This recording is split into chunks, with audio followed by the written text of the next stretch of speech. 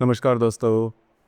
Mean राशि का सबसे महत्वपूर्ण ग्रह मंगल जो कि मीन राशि के पंचम भाव में वक्री होने जा रहा है दिनांक 7 तारीख को। उसी प्रकार मीन राशि का जो स्वामी है गुरु, वह भी मीन राशि के तृतीय भाव में वक्री अवस्था में है। यह जो ग्रह है और बाकी के जो भी ग्रह है उसके जो प्रभाव पड़ना है वो मीन राशि पर दिसंबर 2024 में किस प्रकार से होने वाले हैं, सभी के बारे में डिटेल में चर्चा इस वीडियो में हम करने वाले हैं। तो सबसे पहले हम चर्चा करेंगे कि आपका जो स्वास्थ्य है मानसिक या फिर शारीरिक वह किस प्रकार का होगा। जैसे कि आपके राशि का जो स्वामी है गुरु जो कि आपके तृतीय भाव में भ्रमण कर रहा है, हालांकि वो वक्रीय है। उसी प्रकार आपके राशि का जो षष्ठेश है रवि जो कि आपके भाग्य भाव में भ्रमण कर रहा है, 16 तारीख के बाद ये आपके दशम भाव में भ्रमण करेगा। उसी प्रकार आपके राशि का जो अष्टमेश है शुक्र जो कि आपके दशम, 11वें और 12वें भाव में भ्रमण कर रहा है। 11वें भाव में ये करीबन 3 तारीख से लेकर 28 तारीख तक रहेगा। कुल मिला के देखा जाए या फिर मोटे तौर पर अगर देखा जाए तो ये जो संपूर्ण महीना है वो आपको शारीरिक या फिर मानसिक तौर पर शुभ फलदायी होगा। किसी भी प्रकार के बड़े स्ट्रेस, टेंशन, प्रॉब्लम, कॉम्प्लिकेशन देखे नहीं जाएंगे, जो कि बहुत ही अच्छी बात होगी। और इस महीने में आप बहुत ज़्यादा एक्टिव नजर आओगे। इसका जो अनुभव है वो आपने पिछले करीबन 10-12 दिनों में लिया होगा। तो ये जो आने वाली करीबन 17-18 तारीख का जो समय है उसमें भी आप बहुत ज़्यादा एक्टिव नजर आओगे। तो बहुत बड़ी प्रॉब्लम वाली बात मानसिक या फिर शारीरिक स्वास्थ्य में देखी नहीं जाएगी। इसके बाद हम चर्चा करेंगे कि आपका जो फाइनेंशियल स्टेटस है, आर्थिक स्तर है, वो किस प्रकार का होगा। जैसे कि आपके राशि का जो धनेश है मंगल जो कि आपके पंचम भाव में भ्रमण कर रहा है, दिनांक 7 तारीख के बाद यह जो मंगल है वो वक्री होने जा रहा है। अब ये जो मंगल है यह आपका भाग्येश भी है। उसी प्रकार आपके राशि का जो अष्टमेश है शुक्र जो कि आपके दशम, 11वें और व्यय स्थान में भ्रमण कर रहा है। और आपके लाभ भाव का जो शनि है जो कि आपके व्यय भाव में भ्रमण करेगा। कुल मिला के देखा जाए, मोटे तौर पर अगर देखा जाए तो ये जो संपूर्ण महीना है इसमें फाइनेंशियल क्रंचेस देखे नहीं जाएंगे, जो कि बहुत ही अच्छी बात है। सिर्फ एक ही बात है जो कि आपकी थोड़ी सी नेगेटिव बाजू है, कमजोर बाजू है, जो कि आप स्पेंडिंग ज़्यादा करते हो, खर्चे ज़्यादा करते हो, तो उस पर आपको थोड़ा ध्यान देना होगा। यह जो संपूर्ण महीना है इसमें आपकी जो स्पेंडिंग है उस पर ध्यान देना होगा। बाकी अगर देखा जाए तो आपकी इनकम अच्छी देखी जाएगी, आपकी जो इन्वेस्टमेंट है वो भी काफ़ी अच्छी देखी जाएगी।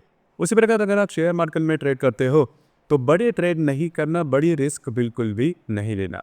गृह सुख या कि फिर फैमिली हैप्पीनेस के बारे में अगर देखा जाए तो आपके राशि का जो चतुर्थेश है बुध जो कि आपके भाग्य भाव में भ्रमण कर रहा है, वक्री था। दिनांक 16 तारीख के बाद यह जो बुध है वो मार्गस्थ होने जा रहा है। तो घर में अगर छोटे मोटे प्रॉब्लम चल रहे हैं या फिर किसी प्रकार के स्ट्रेस टेंशन चल रहे हैं, हेल्थ इश्यूज वगैरह चल रहे हैं, तो ये जो बातें हैं वो करीबन इस महीने के 18-19 तारीख के बाद बहुत ही नॉर्मल हो जाएगी। तो उससे रिलेटेड भी कोई बड़ी प्रॉब्लम वाली बात देखी नहीं जाएगी, जो कि काफ़ी अच्छी बात है। उसी प्रकार लव लाइफ के बारे में अगर कहा जाए तो आपके राशि के पंचम भाव में मंगल वो भ्रमण कर रहा है और वो करीबन 7 तारीख के बाद वक्री होने जाएगा। था। अब ये जो बात है वो थोड़ी सी महत्वपूर्ण है। अगर आप किसी के रिलेशनशिप में हैं तो वहाँ पर छोटी मोटी बातों को लेकर तकरार हो सकती है। अब ये जो तकरार है वो काफ़ी ज़्यादा बढ़ सकती है, तो चीज़ों पर ध्यान दीजिए, क्योंकि आपकी राशि जो है वो 7.5 में आ चुकी है, तो उसका जो प्रभाव है वो धीरे धीरे धीरे बढ़ता जाएगा।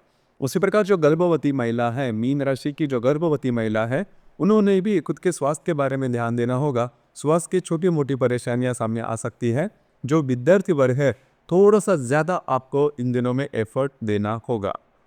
इसी प्रकार वैवाहिक जीवन के मामले में अगर देखा जाए तो आपके राशि का जो सप्तमेश है बुध जो कि आपके भाग्य भाव में भ्रमण कर रहा है, 16 तारीख के बाद यह जो बुध है वो मार्गस्थ होने वाला, जो कि बहुत ही अच्छी बात होगी। पिछले करीबन 15-20 दिनों में आपने देखा होगा कि आपके जो वैवाहिक जोड़ीदार है उनके साथ जो बातें हैं वो ठीक से नहीं हो रही, उनके स्वास्थ्य से रिलेटेड जो प्रॉब्लम कॉम्प्लिकेशंस है वो भी ज़्यादा देखे जा रहे हैं। तो ये जो बातें हैं इस महीने के करीबन 18-19 तारीख के बाद का जो समय है उसमें बहुत ही नॉर्मल होती हुई नजर आएगी। उसी प्रकार आपके जो वैवाहिक जोड़ीदार है उनके साथ कहीं बाहर घूमना फिरना भी हो सकता है।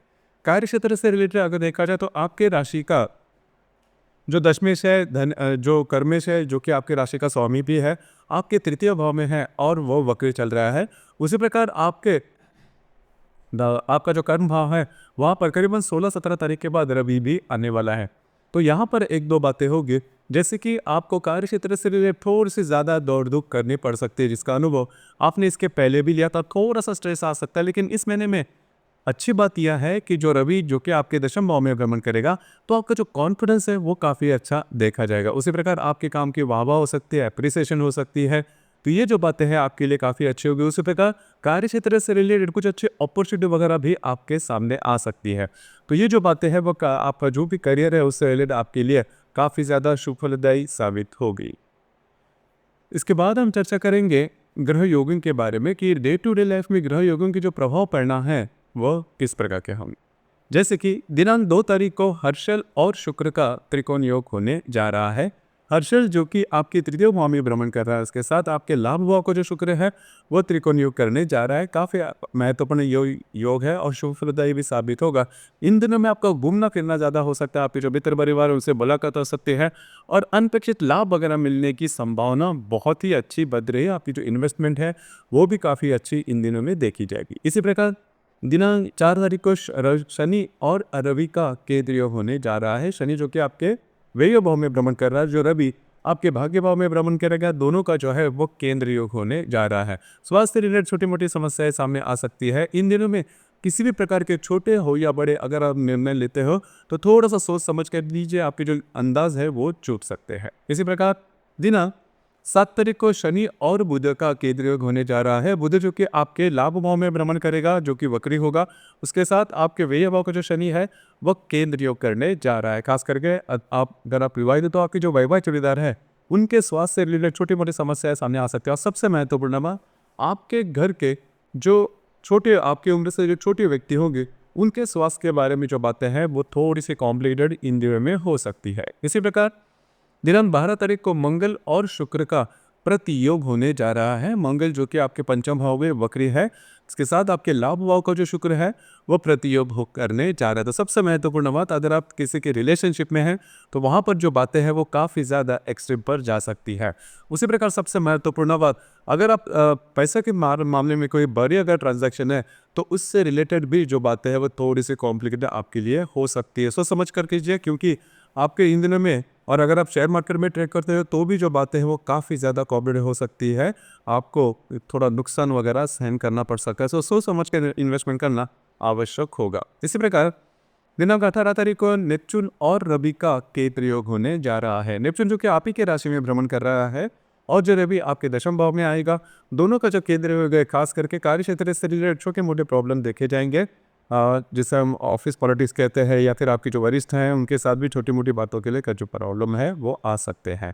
इसी प्रकार दिनांक 20 तारीख को गुरु और शुक्र का त्रिकोण योग होने जा रहा है। गुरु जो कि आपके तृतीय भाव में भ्रमण कर रहा है, वक्री है, और जो शुक्र आपके लाभ भाव में भ्रमण करेगा, दोनों का जो त्रिकोण योग है वह आपके लिए बहुत ही ज़्यादा शुभ फलदायी साबित होगा। कुछ अच्छे लाभ वगैरह मिल सकते हैं, घूमना फिरना हो सकता है, आपके जो मित्र परिवार है उनसे मुलाकात हो सकती है, डॉक्यूमेंट से रिलेटेड कमिटमेंट प्रोमिसेस, किसी भी प्रकार की जो बातें हैं वो इन दिनों में आप कर सकते हैं। आपका जो mood, confidence, energy level in दिनों में बहुत ही अच्छी देखी जाएगी। इसी प्रकार दिनांक 27 तारीख को शनि और बुध का केंद्र योग भी होने जा रहा है। शनि जो कि आपके व्यय भाव में भ्रमण कर रहा है, जो मार्गस्थ जो बुध आपके भाग्य भाव में भ्रमण करेगा, दोनों का जो केंद्र योग है वो छोटी मोटी समस्याएं सामने आ सकती है। हालांकि इसका बहुत बड़ा परिणाम आपके दैनिक जीवन पर नहीं होगा। इसी प्रकार दिनांक 28 तारीख को हर्षल और शुक्र का केंद्र योग होने जा रहा है। हर्षल जो कि आपके द्वितीय भाव में भ्रमण करेगा, उसके साथ आपके लाभ भाव का जो शुक्र है वो केंद्र योग करने जा रहा है। तो पैसे से रिलेटेड जो बातें हैं उस पर थोड़ा सा ध्यान देना आवश्यक है। इन दिनों में खास करके इन्वेस्टमेंट के बारे में या फिर कर्जे के बारे में थोड़ा सा ज़्यादा आपको सजग रहना होगा।